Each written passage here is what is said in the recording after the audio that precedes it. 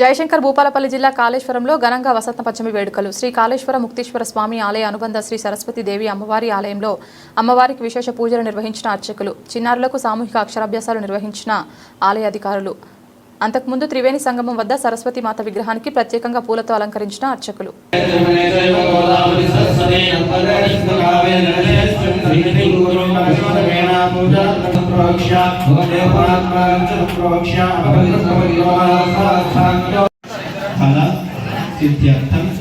महासरस्वती अनुग्रह प्रसादेन प्रज्ञामेध सिद्ध्यर्थं सकल विद्या नैपुण्यत सिद्ध्यर्थं गुरु सिद्ध्यर्थं सर्वत्र सर्व विद्या विषयेषु